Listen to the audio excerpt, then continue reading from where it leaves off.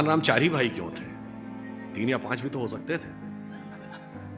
हमारे हर चीज का रीजन है। 4 भाई किस बात के प्रतीक हैं? 4 पुरुषार्थ, धर्म अर्थ काम मोक्ष।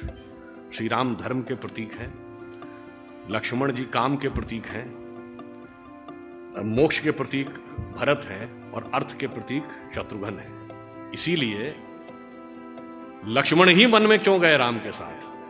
क्योंकि कामना या काम जो है सदैव धर्म के साथ संलग्न ही रहना चाहिए, उसके साथ पृथक नहीं हो सकता, तभी वो सन्मार्ग पे रहेगा।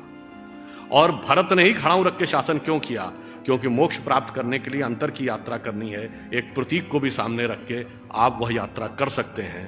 और शत्रुघ्न अयोध्या में ही क्यों रहे?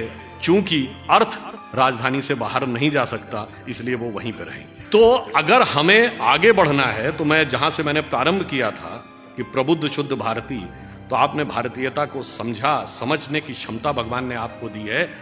तो हमें आगे बढ़कर क्या करना है?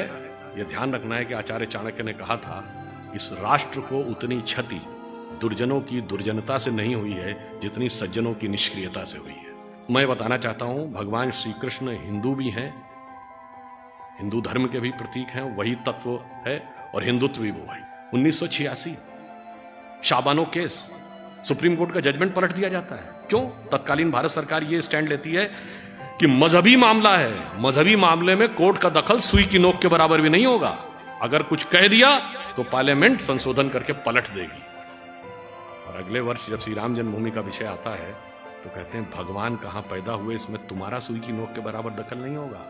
अदालत में साबित करना पड़ेगा, कागज और सबूतों पे साबित करना पड़ेगा। और इतना ही नहीं था, यह भी साबित करना पड़ेगा कि यही अयोध्या थी कि नहीं, यह भी साबित करना पड़ेगा कि राम भी हुए थे कि नहीं, या उनके एक नेता ने बोला था 10,000 कमरे थे तो इसमें हुए थे कि नहीं। यह वहां न्याय की पराकाष्ठा थी, इसलिए फिर वह हिंदुत्व भी दिखाना पड़ता है।